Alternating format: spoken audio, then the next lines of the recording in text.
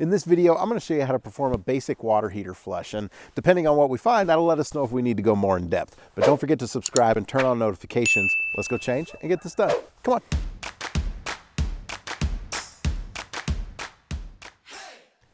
One of the reasons that manufacturers recommend flushing your water heater as part of maintaining it is most water coming to your home is going to have sediment in it. Sediment is dirt, silt, and sand that's in the water coming to our homes.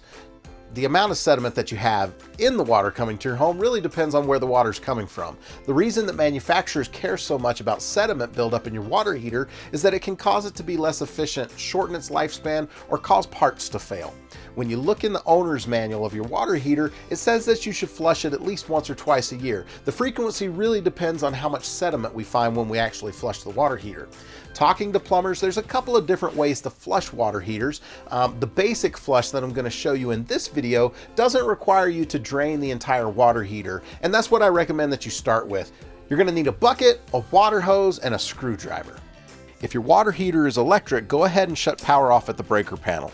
If it's gas, like this one, turn the thermostat at the bottom of the water heater down to vacation mode or pilot. The next thing you want to do is shut the water off coming to the water heater. That's going to be on the cold water side. Now, you have to identify which line coming to the water heater is the cold water. If you look on top of the water heater, a lot of water heaters nowadays have a colored plastic piece around the pipe. Red for hot, blue for cold. Sometimes you can actually see the word hot or cold inscribed or depressed in the metal, so you can see that. If you don't have either one of those, you can actually feel the lines coming off the top, and if one is warmer than the other, that's your hot side. Once you know which one is cold, you're going to want to follow that back up to wherever there's a shutoff valve, and you're going to want to close that valve. So take your hose and hook it to the spigot at the bottom of the water heater. If you could see inside the water heater, you'd notice that the tank only comes down to about right here. You'd also notice that as the sediment enters the tank, eventually it settles on the bottom. Right now, the water heater is pressurized, and if we open that valve on the bottom, there's going to be a lot of force to pull the water out or to push the water out, and the sediment is going to come out with it as well. So we want to take advantage of that force when getting as much sediment out as we can, because we really want to assess how much sediment is in the water heater. So grab a bucket, put your hose in the bucket, and then we want to catch what's coming out of the water heater so we can inspect it and see what was in the bottom. The water coming out is going to be warm, so you're going to want to be really careful. And then open the valve as quickly as you can all the way. You'll notice the pressure drop off after a couple of seconds. After the pressure has subsided, go ahead and close that valve. Pour the water out of a bucket slowly so that you keep as much sediment in the bottom of it as you can. If you notice while I'm pouring this, those shadows in the water are actually sand and sediment that's still floating around. Let the sediment settle in the bottom of the bucket so that you can see what came out of the water heater. We've got dirt, sand, mineral deposits, calcium, all kinds of things in the bottom of this water heater. Now, I know at this particular house, for the first couple of years, they didn't have any type of water softener on the system, and then they added it later, but this is leftover residue from before they had a softener. This isn't horrible, this isn't the worst I've ever seen, but we're going to keep doing a little bit more flushing to see if we can't get some more stuff out. So we want to repeat this a couple more times, so the next thing we're going to do is turn the cold water back on.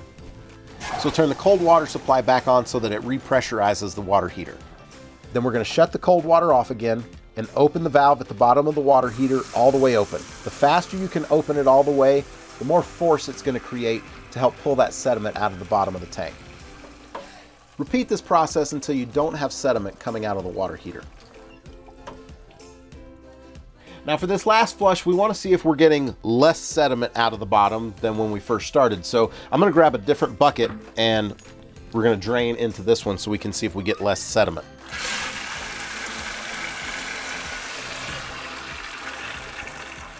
So we got way less sediment that time compared to when we first began. So it seems like we've gotten most of the loose stuff out. After doing it a few times, you can see how much less debris we're getting out of the bottom of the water heater.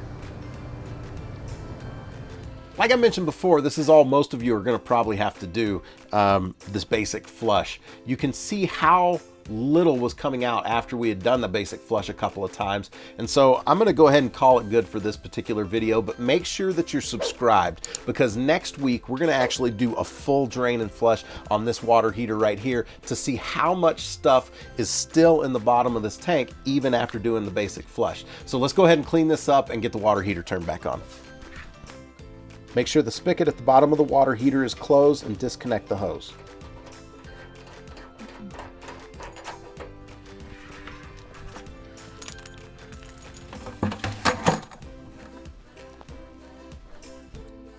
Make sure that you turn the cold water supply back on. Go around the house and open the hot taps to make sure you purge all of the air out of the pipes. Turn the thermostat on the water heater back up to where it was, or the breaker back on, and then watch for leaks.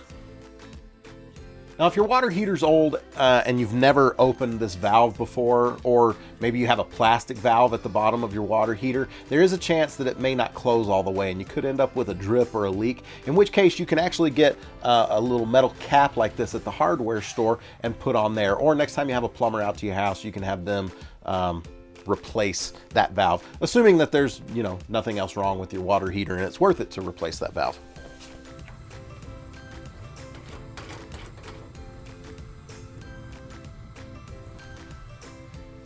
This might seem a little intimidating at first, but I hope this video shows you that it's probably something you can do yourself. At any point, if you feel like you've gotten in over your head, you can't get a drip to stop, or you see something concerning, like dark water coming out of the bottom of the water heater, stop and call a plumber that you trust for some help. If you found this video helpful, give us a like, hit that thumbs up button. It lets us know you like the videos that we're making. And if you did like the videos, don't forget to subscribe and turn on notifications so you know when we release a new video. Until next time, good luck with your next project. Thanks for watching. See ya.